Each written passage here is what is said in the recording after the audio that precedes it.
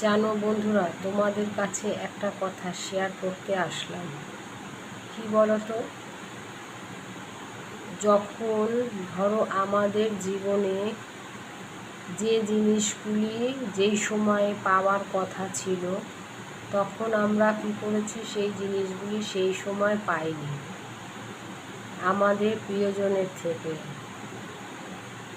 সে কি করেছে, সে আমার যেই জিনিসগুলি পাওয়ার ছিল সেটা হয়তো অন্য কেউ পেয়েছে, কিন্তু এখন শেষ জীবনে এসে তার কিন্তু ভীষণভাবে তোমাকেই তার প্রয়োজন হবে। কিন্তু আমাদের প্রিয়জনেরা সেই জিনিসটা বোঝে না। তখন অল্প বয়স থাকে, শরীরের রক্তের জোর টকবক করে শরীরের মধ্যে ফুটতে থাকে, তখন সে নিজেকে অনেক বড় খেলোয়াড় মনে করে। কিন্তু খেলোয়াড় বড় হলেও তুমি কিন্তু একটা সময় এসে ছোট খেলোয়াড় হয়ে যাবে।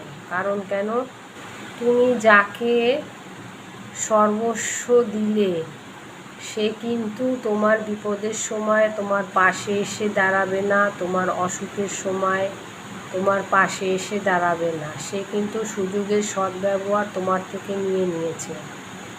তোমার সুযোগের সদ্ব্যবহার তার নেওয়া হয়ে গেছে। তোমার বিপদের দিনে, দুঃখের দিনে সে কিন্তু তোমার পাশে এসে দাঁড়াবে না। তখন কিন্তু তোমার এই বাড়ির লোকেরাই, তোমার আশেপাশে চারিদিকে যে লোকগুলি তোমার উপরে ভরসা করেছিল, তারাই কিন্তু তোমার শেষ জীবনে তোমার পাশে এসে দাঁড়াবে। তাই তোমাদেরকে বলছি, তোমরা যদি এরকম কেউ থেকে থাকো তাহলে বোঝো, নিজের প্রিয়জনকে ভালোবাসতে শেখো, নিজের প্রিয়জনের সাথে সময় কাটাও, সুখ দুঃখ তার সঙ্গে ভাগ করো। দেখবে তোমার জীবনটা খুব সুন্দর হয়ে উঠবে। পরের এতে নেচো না, ক্ষণিকের ভালোবাসা।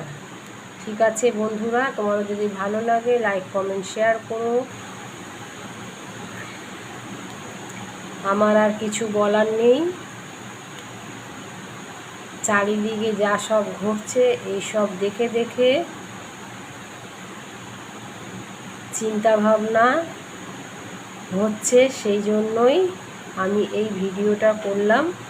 যদি তোমাদের ভালো লাগে তো আমার ভিডিওটা প্লিজ একবার দেখো, অল্প লাইক কমেন্ট শেয়ার করো।